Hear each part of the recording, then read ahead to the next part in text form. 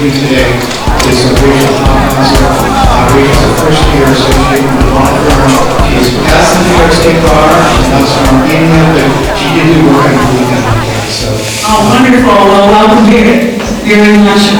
It's a great opportunity for you to be here today.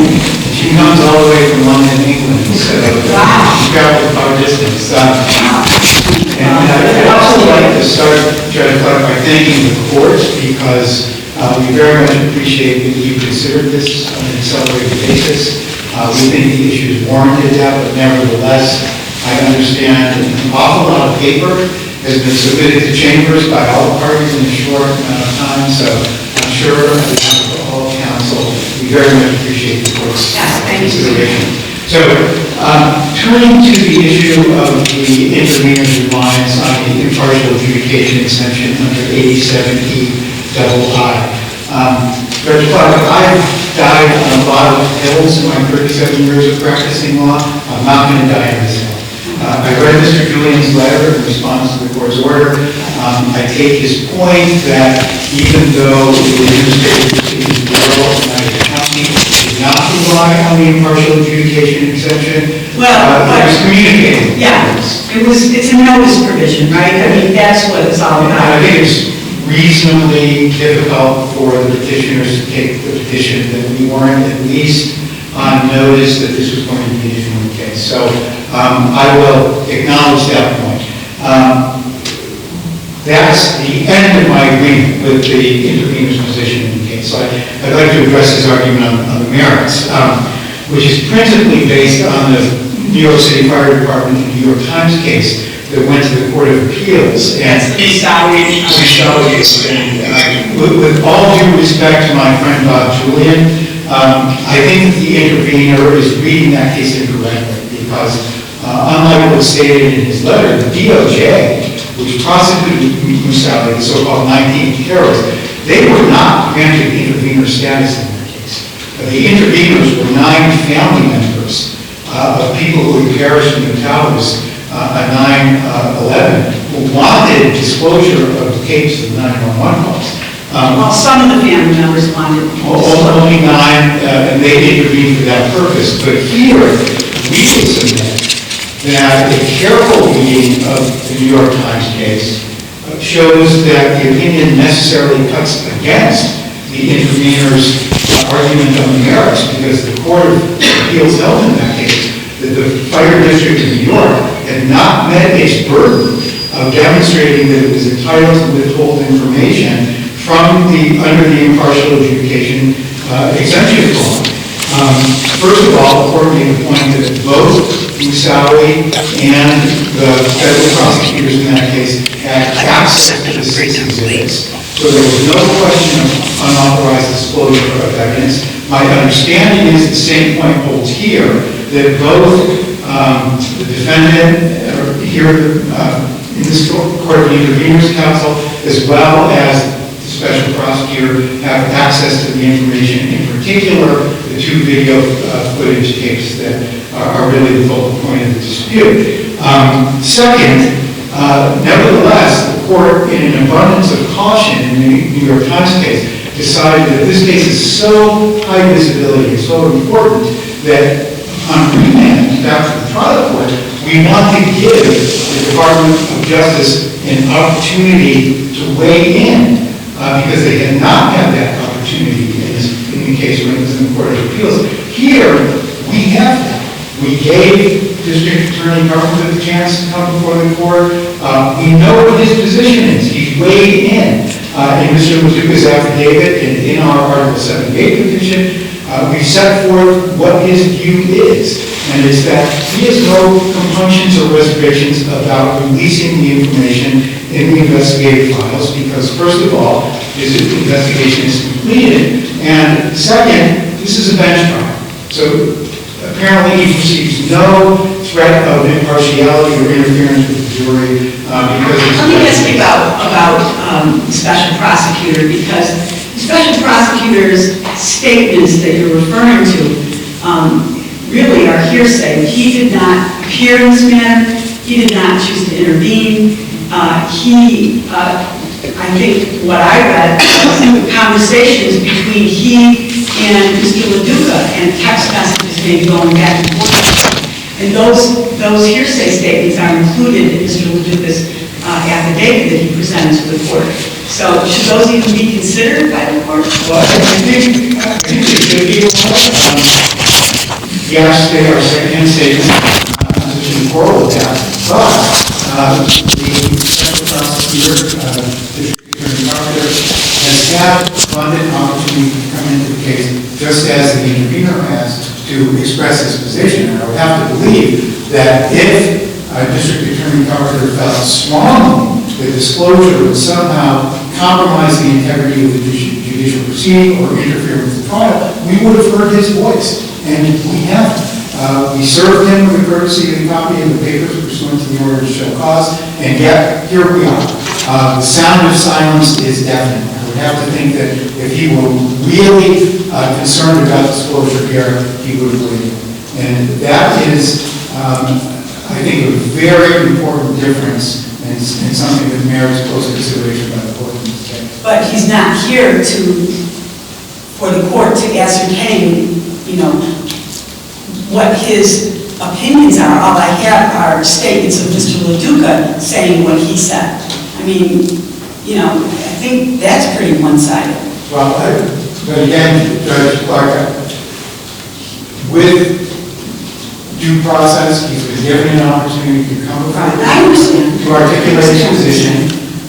If I have to believe the district attorney felt that somehow disclosure of the investigative materials in this matter that are subject to Mr. Spoil request would compromise the integrity of the trial, interfere with the impartiality or fairness of the proceeding, we would have heard. Yeah, well, as Mr. Julian pointed out, though, Mr. Carpenter he's in a position somewhat adverse to Mr. Lanigan. Wouldn't you agree with that? Well, it's his duty to prosecute the case, certainly, but as a former prosecutor yourself, Your Honor, he also understands and appreciates his ethical responsibilities to have a fair adjudication. Interesting, though, a lot of the cases the Court of Appeals has dealt with, specifically former prosecutor Joe Hines down in Brooklyn, former prosecutor Janine Pirro in Westchester County. In those cases, Pitaro versus Pirro and the Hines case was, it was about the sex abuse allegations, right, where that case had laid dormant for several years, and they were trying to protect those records. I mean, certainly those prosecutors had strong feelings about protecting the records in their investigation, right? I would submit, Your Honor, that reinforces my point, because if indeed District Attorney Carpenter had strong feelings that disclosure would interfere with his prosecution of the intervener, we would have heard from him, and we haven't. Well, according to Mr. LaDuca, he said that, the investigation's over, and it's a bench trial. I mean, those were his statements, right? Correct. But again, to Mr. Julian's point, he's the prosecutor in the case. So, apart from Judge Clark, again, I think my argument on that point is that I don't want to belabor it. He's had a chance to commend, he chose not to. Second, as a prosecutor, he not only is looking to obtain a conviction to appropriate evidence, but he has an independent ethical duty to make sure that justice is done. And if he felt justice were not going to be done by disclosure of this information, I think he would have come forward and said so. Okay. And he hasn't. So, if I may, Judge Clark. Yeah, but can we just go back to the Mustafa case for a moment?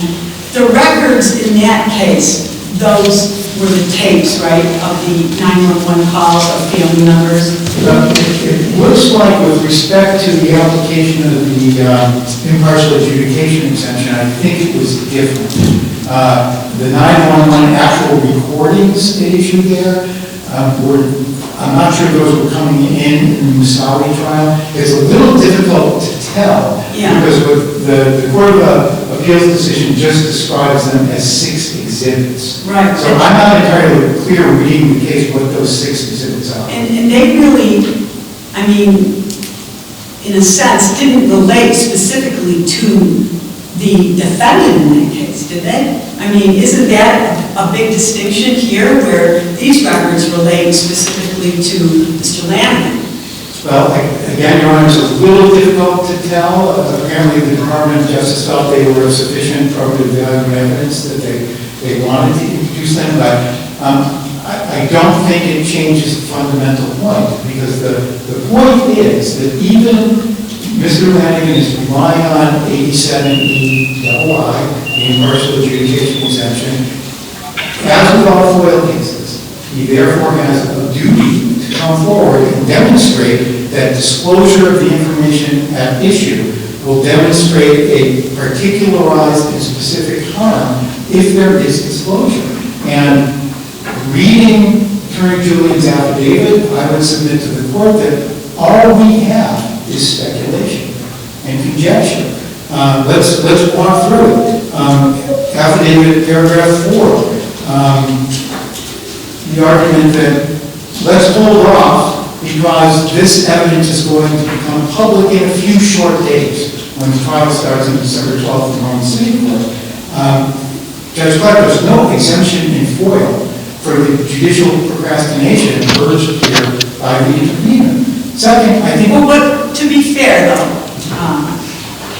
the final decision that the county put forth was done on September 22nd, yet you waited 7 weeks to file this instant Article 78 proceeding.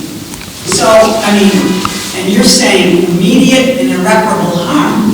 So, I mean... I'm not arguing immediate and irreparable harm, Your Honor. I'm arguing there is only conclusory assertions that fail to satisfy the intervener's burden that he needs to show in order to claim the exemption under 87E double-I. So what do you think the legislature, because this is your area of expertise, what do you think the legislature contemplated when they enacted that specific exemption? I think they were concerned about protecting a defendant's right to a fair trial. Which is also constitutionally protected. That right certainly has a constitutional dimension as well. But I was in Mr. Julian's affidavit in paragraph 7, they make an argument which on the surface I think might at least be something to think about, that if we do this here, don't you have to do it in every case? And we're making floodgates on them. Prosecutors would have to open their investigative files in every single case before a case goes to either a bench trial or a jury trial. The answer to that is no.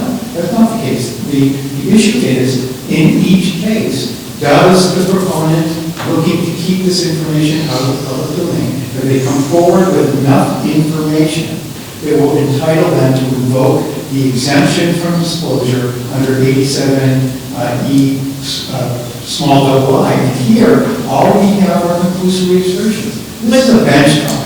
Yeah, but on the other hand, didn't the court, the courts had interpreted those sections specifically as saying you can use a generic reason because, you know, a trial is a very dynamic situation where, you know, anything can happen. I've presided over many of them, and I've been in many of them where unexpected things happen. And so didn't the court, or haven't the courts recognized that it's really hard to say, you know, well, this record could have this impact on the trial. I mean, isn't that why they kind of softened their requirement as opposed to proving other exemptions in the language? Your Honor, there isn't, under the impartial adjudication exemption, which is the sole exemption relied on by the intervener, there is not a different standard for disclosure than that which governs all FOIL exemptions generally. Yes, I agree with Your Honor that with respect to the exemption relied on by the county, in 87.2I, that there is a different standard under FOIA. I'm not sure I want to use the word softened, I'll stick with different, but the inquiry is different. So with respect to that exemption, and again, I'm looking at 87EI now, the county's argument. Right. It says interfere with law enforcement investigations or judicial proceedings. No party, as I understand it, is saying that they're relying on an ongoing investigation. The investigation is done. Witnesses are spoken to. Interviews have been conducted. The records completed. So that's apparently off the table, as I understand. What we're left with is the interference with the judicial proceedings. Yes, Which would also be a trial, right? that would be a problem, absolutely. And the standard there, though, a couple of points. That exemption in no way is intended to protect, according to the Supreme Court decision in the NLRB Robbins case, the interest of the defendant. It is intended to prevent harm to the government's case. So that's why it makes sense for the county to rely on that exemption. And yes, Your Honor is correct. There, the standard for entitlement to claiming the exemption is different than the county has to show a generic determination of interference based on particular types of investigative records. It doesn't have to be a document by document specific showing. So why do you think the legislature then has noted exemption in I, which is a judicial proceeding, and then they talk about an impartial adjudication or a trial? What do you think is going on? It's a little, I think the answer, Your Honor, I'm just relying on the case law. Yeah. It is that. That's all we have. The county's exemption is intended to protect their enforcement interest in the prosecution. The impartial adjudication exemption relied on by the intervener is intended to protect their different interests, which is that of the defendant to make sure that they receive a fair trial and are not deprived of anything right. So they're two very different interests. And as I indicated previously, I think the intervener's invocation of 87EII isn't satisfying. All we have are conclusory assertions. And again, apparently District Attorney Carpenter saw no reason to try to intervene on that. With respect to the county's interest, again, the key case here is the Court of Appeals case, Lesher v. Hines. I believe Your Honor, you referenced in 2012, and I think that case makes a couple of points that are instructive here. First, the Court of Appeals emphasized that even with a different standard under the 87E single I exemption, the agency still has the burden to articulate a factual basis for the exemption. We have nothing from the County County. We have Mr. Klein's affidavit that simply says, I got this right. I applied the exemption right. There's no facts showing how that interest protected in the county's ability here is in any way compromised. Second, if you look at the Hines case, again, the way I read it, Judge Clark, there you have the district attorney, and that was an unusual case because it involved the prosecution of an Israeli citizen, whether or not they were going to be extradited, and the Brooklyn County District Attorney's Office said, you can't disclose my file because it's going to tip my hand. Premature disclosure is going to compromise my ability to prosecute this defendant if this information is made public. Here, again, my understanding is that everyone has this information, and yet again, we have not heard from District Attorney Carpenter. So the case that I think matters the most here, Justice Clark is cited on page 4 of our reply brief. It's another New York Times case, matter of New York Times Company, New York State Executive Chamber. That's the Prococo case? That's the Prococo case, 57 miscellaneous 3rd 405, and I am very familiar with this case because we represented the Governor's Chamber in this one, and we lost. And there, if you look what's going on, 2 close aides to Governor Comm were prosecuted by federal authorities in the Southern District on political corruption charges. And once subpoenas were issued by the federal prosecutors to the executive chamber for various communications between Governor Comm and his former aides, the New York Times submitted a FOIL request. And the court ended up making a couple of, I think, points that are really salient in the context of this case. That case is very closely analogous to where we are here. And in describing the Lesher case, that court held that it was Albany County Supreme Court Judge McGrath. In Lesher, the Court of Appeals sustained the investigation exemption, but only because the district attorney was able to articulate a series of concrete factual statements relating to specific document categories and then describe the relevant harm that disclosure might create. Again, Your Honor, no such showing here.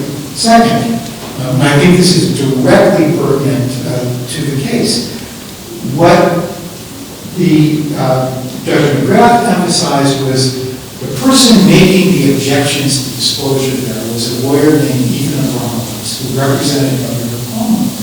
And he was trying to make the same sorts of arguments we're hearing now in the brief from the county. And the court says, well, wait a minute, you can't come into my court. You don't really have any clear idea of what the strength of the government's case is. You're not involved in the prosecution.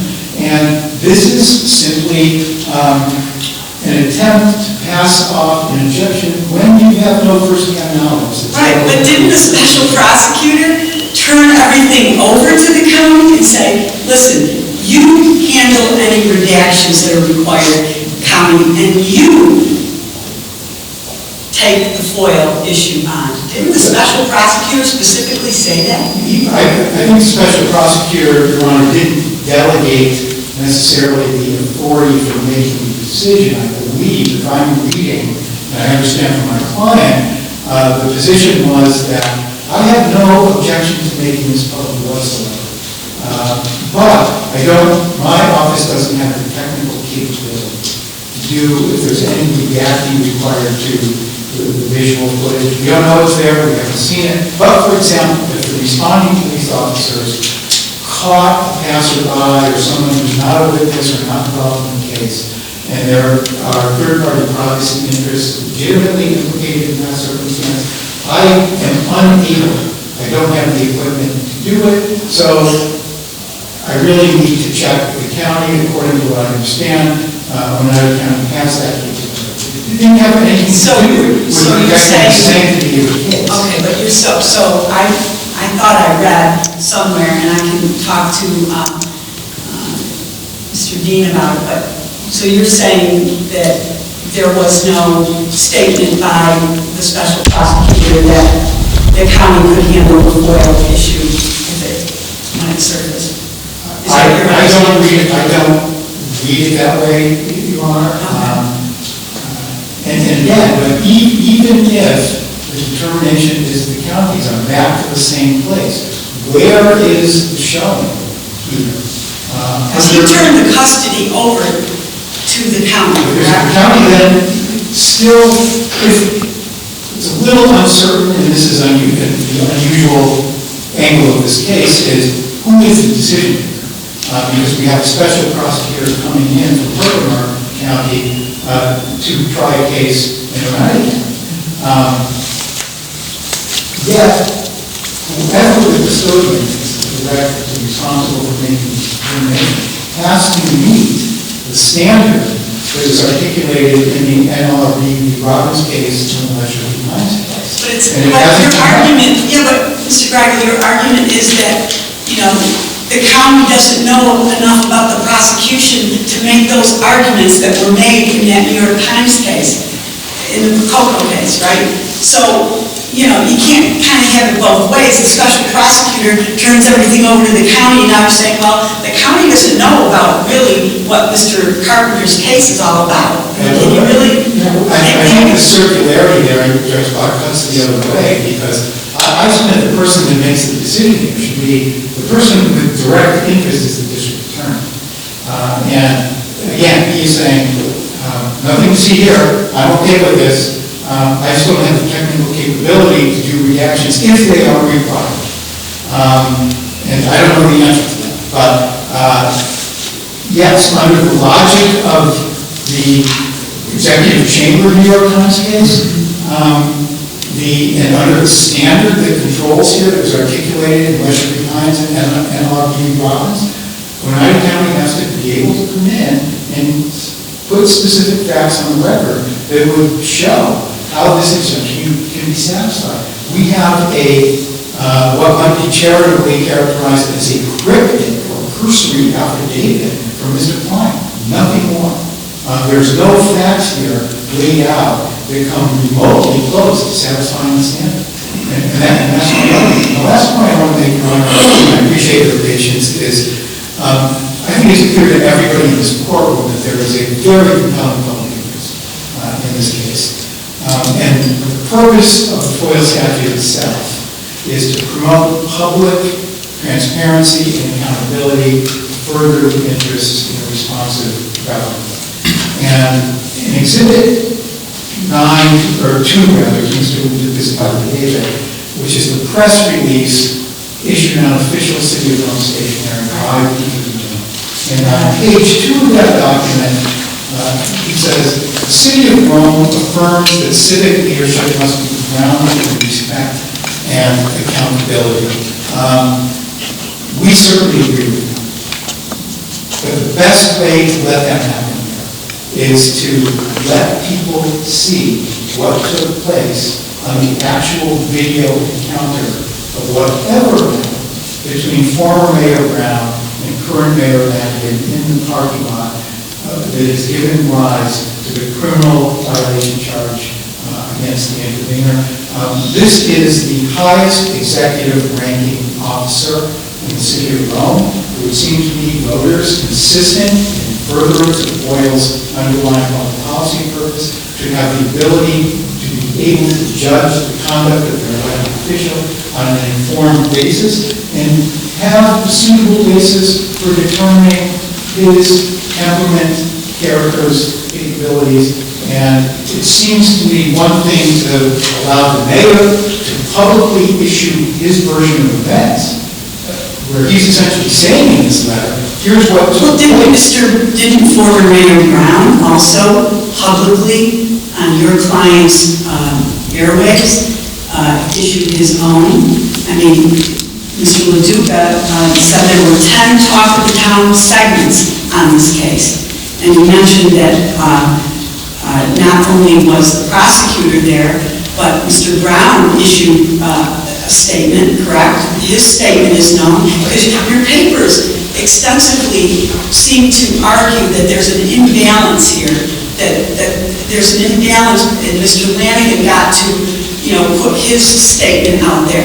But hasn't former Mayor Brown also put his statement out there? I think the difference is this, Judge Clark, is that Mr. Policelli's client is not on trial criminally, and his version of events, whatever statement he made, he's the victim, at least ostensibly. Again, we don't know what took place, that's why we're here. It's another thing altogether to have a government official present his version of events, bearing the official imprimatur of the government in the City of Rome Station. I think those stand in a very different place. I don't know if former Mayor Brown's account is accurate or correct. I don't know if Mayor Lanigan's is accurate and correct. What the people in this community... That's what the trial is for, right? The video will also show what took place. And people should... Our concern, Judge, to be completely candid too, is that there's going to be a deal time. Some sort of plea agreement between District Attorney Carpenter and the intervener. All of this is your crystal ball must be really something. I wish I had a crystal ball, Judge Clark. I would say it's a concern. And the Rocher Communications, WPQ's desire to make this public is driven in substantial measure out of that concern. And that's one of the reasons, and again, I really appreciate the court's attention on such an accelerated schedule to this, why they wanted to get this out, because they're worried it may be subject to some sort of sealing agreement and very difficult to penetrate the secrecy of that information. Well, that's certainly a defendant's right under 16050, right? Well, certainly I'm not quarreling with the operation of 16050, but I would say this too, that once this video footage is filed with Rome City Court, it's then subject not just to the statutory disclosure provisions of FOIA, there's a presumptive First Amendment access to it. And that's something here too, that it seems to me this entire position in some ways is illogical, because once this is used in the trial, it's hard to conceive how the trial goes forward without the introduction of the video footage.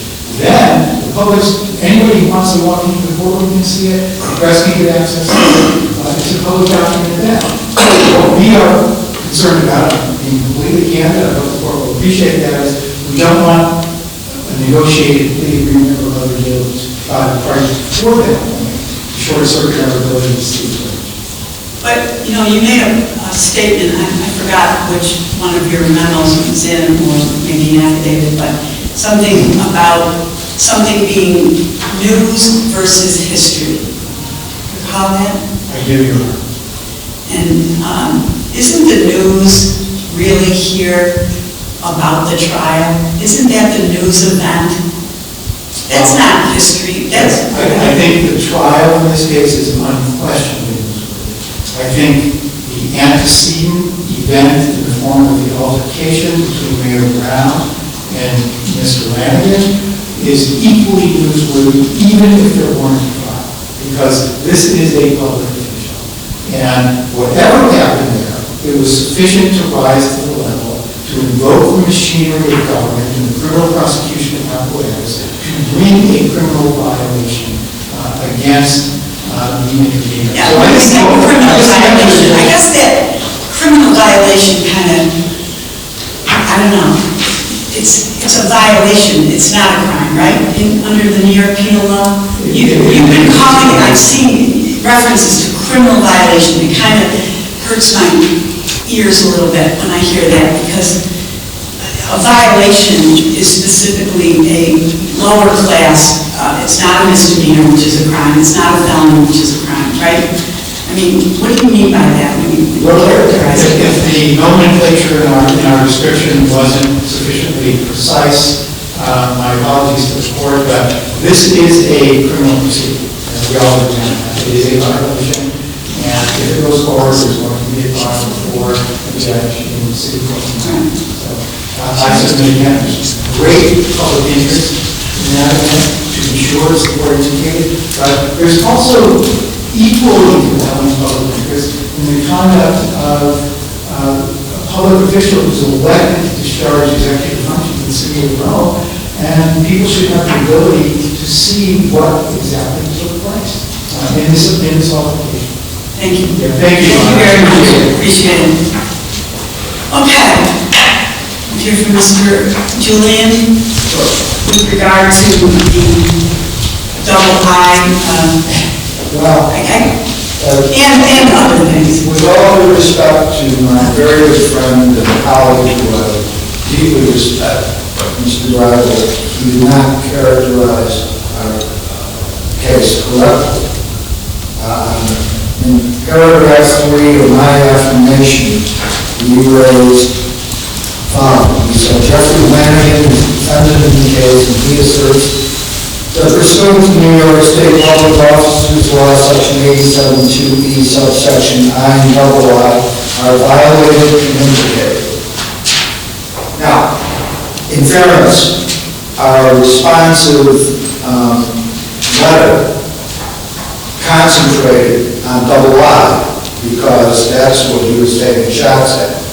But we are clearly here asserting our rights in concert with the county's decision, which we think was well-reasoned and appropriate as to both subsections. So let's just put it out on the table, okay? Mr.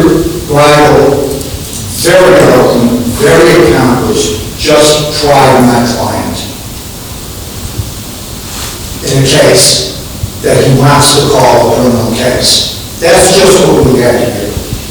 The notion that my client, under the 5th and 6th Amendments of the Constitution, has to come forward in a public way prior to his trial and set forth his detailed objection to 60 pieces of evidence, most of which are not going to be used by the special prosecutor who is not here. And I'm frankly surprised at that. So, let's be very clear what this case is about. This is about trying Jeff Lanigan before Jeff Lanigan gets tried. And the position of the petitioner has morphed. They started this case saying, well, this is just a bench trial. So we can have all kinds of pre-trial publicity, and it's not going to prejudice the trial effect. I respectfully disagree, but we don't have to rely on me. Let's take a look at the criminal procedure law of the state of New York. CBR 350, Section 10 states, number 4, the provisions governing motion practice and general procedure with respect to a jury trial of an indictment are appropriate and applicable to a non-jury trial of an information.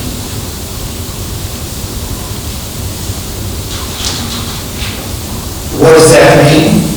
That means that the trial of fact and the trial of law in this case sits in a dual capacity as both the judge and the jury, and should not be subjected to pre-trial publicity about the case that both motion practice and general procedures are equally applicable to a bench trial as well as a jury trial. So the notion that this is just a bench trial is out the window.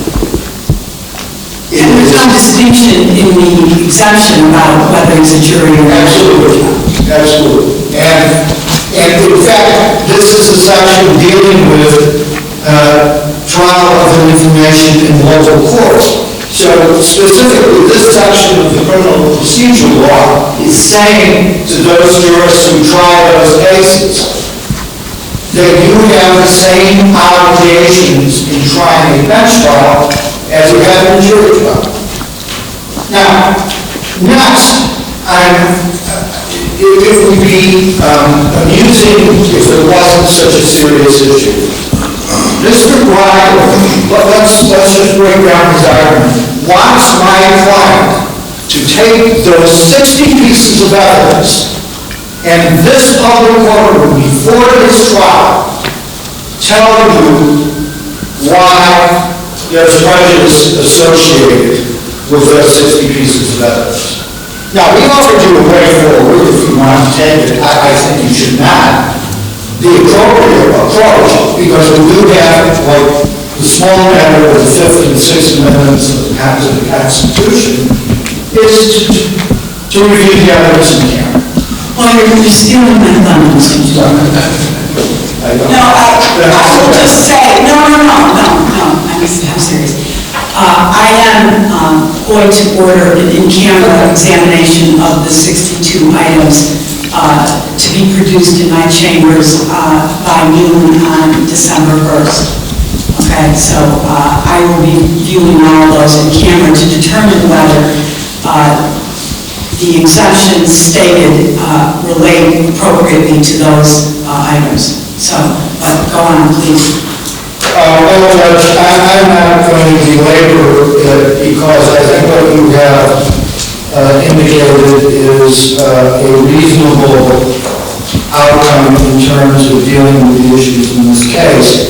I do want to say to my friend Mr. Brown that yes, I misread the New York Times case, the appeal of which was not cited in their memo, but my reading of it, which was inaccurate given the short period of time and the fact that I'm a virtual solo practitioner, was that the Court of Appeals said that the implications of I of 87 of the Public Officers Law, the implications of I do apply to the concept of a fair trial. Okay? Do. And so therefore, we're inviting the Justice Department, if they want to be heard, to come in and make that case. Now, I think that's important also because at the end of all of this, you guys are being asked, I think, to take an extraordinary step. You are being asked to set a standard wherein every criminal defendant, if the intrepid press chooses, is subject to a FOIL, and then has to come in and do what we are doing here. I think it would be bad law. I think it's entirely inappropriate. Finally, as Mr. Gregor's plea that the public has a right to know, if there's a trial, I'm very certain the day will come out. If there's not a trial, what was omitted is my friend, Mr. Paul Chelley, filed a notice of claim, no lawsuit against the city. And presumably, Mr. Brown may very well also personally sue my client. Under the concept of that case, the video that was taken in the parking lot of the country club will be subpoenaed, is evidence, and can become public. So I don't quite follow the urgency of doing this now when we have a trial on December 12th, and I have the obligation of defending my client, and frankly, I feel we are being placed in a position where we do not have a presumption of innocence, where Mr. Brown is being referred to as a victim on proof, if not been made in a court of law as to what happened and who did what to whom. And this proceeding is therefore, in my opinion, respectfully prejudicial and dangerous precedent. Thank you, Mr. Chairman. Mr. Dean. Thanks for this opportunity to speak to you. I think, having listened to Mr. Reigel's presentation, I think the biggest problem with his view of this case is the assumption that the only person who can speak to the integrity of the judicial proceeding is the special prosecutor. But that's inserting something in the FOIL that doesn't exist. If you look at the subsection that we're concerned about, 87E2I, it gives the special prosecutor a say in whether to apply whether the investigation is still ongoing. It doesn't even say in whether release of the records will interfere with the pending judicial proceeding. Judge, it took us a long time from the opening brief of the petitioners to the reply brief to get to the right legal standard in this case. The petitioners in the opening brief rely on matter of rule. And that's a case where the Court of Appeals said you can't rely on blanket exemptions in denying court requests. What the Court of Appeals is saying in that case is that a police department can't uniformly disclaim all court requests or interagency materials without giving any due regard to the facts of that case. It wasn't until we raised in our opposition brief, Lesher versus Hines, Robbins, when we told the court, we told our opponent, that there's a more reasonable, rational standard for the pending investigation and judicial proceeding exemption. Judge, that is not a limitless standard, but it's a standard that does require some factual showing. It's not an evidentiary showing, it's a factual showing. And I can take you through the history of how that exemption emerged, but I think your honors already know that based on our papers. The important thing here is Mr. Klein. And let me just briefly say, his affidavit was concise because it's a well-settled principle of law that your review is limited to the matters adduced to the agency determination. We could have put in an affidavit putting all sorts of new facts here in the review stage. Those aren't facts that were written to the opinion. So I think what Mr. Klein did here is what the county clerk did months ago, what Mr. Klein did 2 months ago, is demonstrate a healthy respect for what the law requires. So here, if you want to know the facts that were salient in Mr. Klein's appeal denial, is we have reams of video and body camera footage. That's a fact. We have a trial weeks away. That's a fact. We know that there are two people who want to testify. The defendant, who exercises that right, and the complainant, who chooses to testify. We also know from the video, we know from the body camera footage, we know from the audio, we know from the police statement, that there are handfuls of other witnesses. Those are facts, those aren't speculations, those aren't conclusory. We had a county clerk and then a FOIL appeal officer show a healthy respect for this trial, this judicial proceeding. Say, if this video recording gets out, how can the defense test the credibility of witnesses at trial? The first thing that I suspect Mr. Julie would ask any witness, or the people would ask any witnesses, do you remember what happened? Their answer can't be, yeah, I watched the tape 3 days ago on the internet. Judge, my opponent also raised some other issues. He brought up the press release again. I think we reviewed that in our brief. Our FOIL officers, and they're public servants, right? They're not prosecutors. And they're not prosecutors for a simple reason. That reason is that in 1975, a year after the state adopted the FOIL statute, our county legislature decided to make the county clerk a FOIL officer. Now, they adopted it with a significant amount of trust. But to assume that she has no knowledge of judicial proceedings is just backwards. She handles hundreds of FOIL requests a year. She's the clerk of this court, of the Supreme Court, by the New York State Constitution. She has an interest in the merits of these proceedings, just like our FOIL appeals officer does.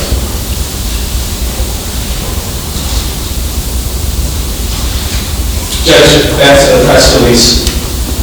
It's not a FOIL officer's burden when responding to a FOIL request to try to achieve some speculative sense of media balance. And it can't be. If we try to do that here, we'd be raked over the coals for First Amendment violations and trying to call it public narrative. Judge, I want to refer you to the many appellate division cases we raised in our meetings. It starts with Robin's Tire Company. And that's a federal case in Lanigan. But it's important to this case because New York State in 1977 modeled the FOIL statute after the Freedom of Information Act. Now, when Congress first enacted the Freedom of Information law 60 years ago, that law had an exemption for any file stored in the investigative report. The problem with that standard in 1966, and for the next 8 years, is that it allowed agencies to deny records in cold cases. A case could be 20 years old, and an agency could disclaim getting the record over just because it was in the case file. So Congress fixed that in 1974. They imposed this different standard. The agency has to show that the file is in its records, and that disclosure would implicate one of the 6 risks that were identified. New York State did basically the same thing years later. What that case does, and we did this from Lesher, Robin's Tire and Lesher set a standard. When a case is on hold, an agency might not have a rational basis to deny records. But when a case is hot, when the trial still hasn't happened yet, I would say that's when an agency has the most reason to deny records. Now, we can't speculate, of course, but look at the 6 appellate division cases we cited. Robin's Tire, the United States Supreme Court, Matter of Lesher versus Hines, the New York State Court of Appeals, Matter of Atari versus Bureau, Quickly, Guccione, Legal Aid Society. I would urge the court to take Chuck Klein's affidavit, which is all speculative comments, spans 2 pages, categorizes the records into 4 categories, says exactly how disclosure would hurt witness testimony. Compare this to the rationale espoused in those cases for non-disclosure. Mr. Klein's decision blows them out of the water. I think, and this is the remarkable part of this case, is that what the petitioners are arguing is not the standard set forth by Usher. They didn't even mention that in the group. It's a standard of possibility. If we were required every time we deny a FOIL request to express in great detail more than the 2 or 3 pages we did here, how the record would implicate the trial, our denial letters would give all the evidence in denial itself. So So Judge, I think you have our briefs heavy arguments with Mr. Julian and Mr. Ryan. We think you should deny the petition. Thank you very much, sir. Yes. I have a personal verification. I'm very thankful. I certainly agree with Mr. Dean. The standard that controls disclosure here is that resulting from the interplay between bonds and that should be honest. But again, that requires a factual showing. I disagree if you read Mr. Klein's affidavit that was submitted in opposition to our petition, that there are any facts in here whatsoever that meet that standard. Here, again, if you look at the matter of New York Times, the executive chamber case, when that court rejected the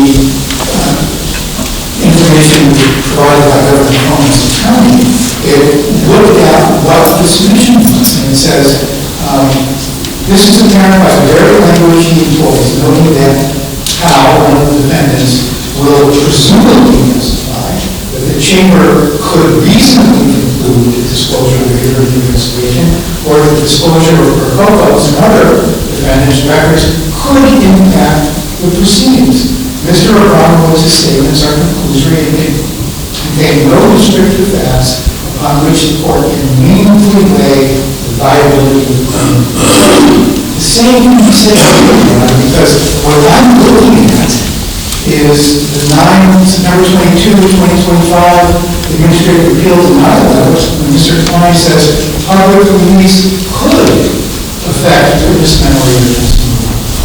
Premature release of records can compromise the fairness and integrity of the process. Not that it will. And that's where this case gets pulled into the matter of time versus executive change. Judge, he doesn't have a crystal ball. We're 6 weeks before the trial. If he said what he be assuming the knowledge of the future, no person on earth possesses. He demonstrated a healthy respect for not having foreknowledge of the trial as it happened to him. And he said it could impact the trial. What verb could we possibly use besides that? That wouldn't be unfair. Okay. Anything else, Mr. Julian? No, I stand on Mr. Dean's very capable argument. Okay. So, I want to put this on the record. Every I'm sorry. Okay. May I talk with my clients for a moment, because I may be able to say something that will impact what the court's going to do going forward. Okay. Yeah, of course. Yeah, absolutely.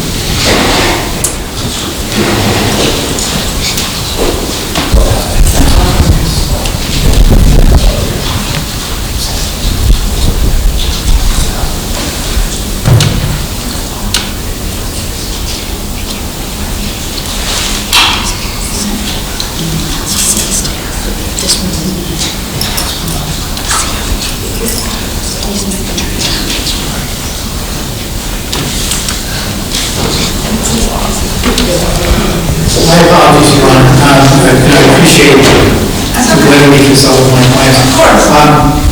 We will withdraw our portions of the FOIA request except for the data coverage. And hopefully that will somewhat reduce, and hopefully dramatically reduce, the burden on the court in conducting the county review. Okay. All right. Judge, with that understanding, we would not need it until December 1st. Okay. Maybe that video. I was just knowing the holiday was intervening, so, but that's fine. Whenever you can get it to the court, that would be great. Judge, Mr. Julian? I'm not sure, can we be specific as to the video? Okay. There's a lot of video. Clearly, I'm not in a position to know exactly the tolerance of the investigative conduct.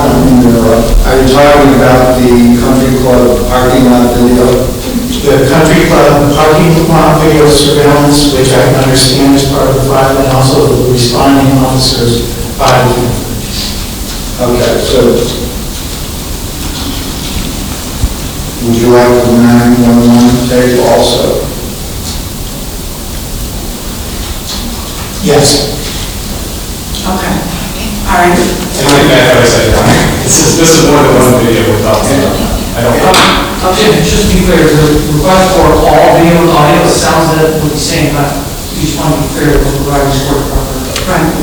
What we're looking for is the huge country club surveillance footage, the police dash cam responding footage, and I think it sounds as though that will eliminate the burden on the court if we stick with just those two, so that's for the petitioner will be just those two. Okay. I would The body cam, is that what's voluminous? I'm not sure, because I don't. It's voluminous, but it's, I can't remember whether it's 4 or 6. There may be body camera some witnesses also. My case is 1. We want witnesses also. I think what we're really looking for, Bob, is, again, about knowing what's in that file, if it's subsequent to events and subsequent interviews. No, we're concerned about the contemporaneous recordings of what took place at the event. So that would include police interviewing immediate witnesses to the event. Anything that took place well after the fact is not a part of the case. I would ask the court also to review the 911 tape. Okay. No, we'll walk away from the 911. We'll withdraw our request for that. Okay. I'm trying to help, Your Honor, streamline this in the interest of time and eliminate the burden on the court as well. All right. So, do you want to, Mr. Dean, do you understand what's being requested? So, the judge would like an in-camera review of the fugitive video, body camera footage. Well, and Judge, the body camera footage is interviews not conducted at the Tijuca, but conducted after the fact at Mr. Brown's house with Mr. Lanigan and with others. And I think the body camera footage extends beyond the immediate day. Again, this is... Okay. So I'm not sure. All we want is the body cam footage of responding officers at the event. If it's a subsequent interview, then It would not have the event. okay, then if there wasn't contemporaneous recordings as they came upon scene, we can walk away from that. Judge, why don't we start with the video, if it pleases Your Honor, of the Tijuca Country Club. And I don't know how to fashion under these other, I think the opposing counsel, this is to his credit, might not have knowledge of what's all in this investigatory / judicial proceeding trial. How about we start with the video? I will say, if it's just the video of the parking lot incident, that would not take long to get to the court. I can't take today, but by midweek next sometime. Okay, I just want to be sure, Mr. Geigel, what you're asking for then. I think at this point, Your Honor, we've pared it down to just the Tijuca Country Club surveillance. Okay, all right. So if there's no body cam footage at that location, then you're not requesting that, is that media review? Correct. And this is all for an in-camera review? So, yeah, so the only thing that would be subject to the in-camera review is the Tijuca Country Club video surveillance. Okay, all right, thank you. So I just want to place on the record my decision regarding the subsection 2I.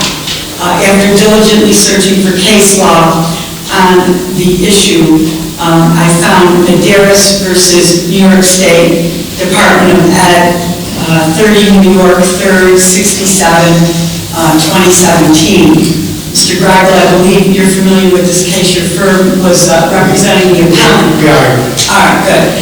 So this case suggests, and you said you were going to die on this hill maybe because you know what Judge Stein said in the case, but that the case suggests that using the language of an exemption is what is important, not if the subdivision is cited correctly.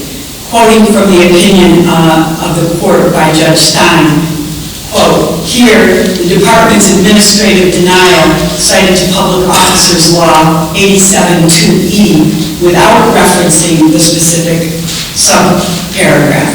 However, the justification offered that disclosure would interfere with investigations of compliance plainly tracks the language of subparagraph I." And then the court went on to consider the analysis with regard to subsection I. So I conclude that following this case and rejecting the notion of form over substance and the fact that the petitioner was on notice from the county's determination, I will allow the intervener Lanigan to argue subsection 2, that disclosure would deprive him of a fair trial, the impartial adjudication exemption. Specifically, respondent Klein's 9/22/25 letter denying the appeals stated, "Disclosure may risk compromising the defendant's constitutional right to a fair trial." So that's my decision with regard to that. So again, I'm asking that under the case law, there's a provision, I believe it was in the Musali case, where the court recognized that there can be an examination of the items that have been requested. So we've now, based on Mr. Greigel's representation, they're looking for a video of the Tujica event. So the county's aware of that, and they're going to get that over to me as soon as possible. So the other thing, and I don't know if this is something that anyone wants to take advantage of, but if you also want to do any letter memorandum on subsection II and how that has been treated in the courts, I know that really the parties never got that opportunity to brief that issue. I can tell you from my law clerk, Patrick's diligent searching, there's not a lot of case law on that subsection, but maybe if someone wants to put in, again, it doesn't have to be anything formal as a memorandum of law, it can be a letter memorandum, just putting in any cases that you would find and any argument associated with that. And if that could be submitted to the court, I guess by the 3rd of December, that would be great, okay? So thank you for very thorough, spirited argument. Court appreciates oral argument very much. I think it's very important to the administration of justice in our county and everywhere. I would never forego oral argument, and I appreciate everyone being here rather than having to look at you on those little screens. I don't appreciate that either. I like lawyers being in the courtroom, doing what lawyers do, and you all did it very well, and I appreciate that. So thank you, and that will conclude the court's, and I'm going to obviously reserve on the rest of the matters. Okay? Thank you all for being here. Appreciate it very much.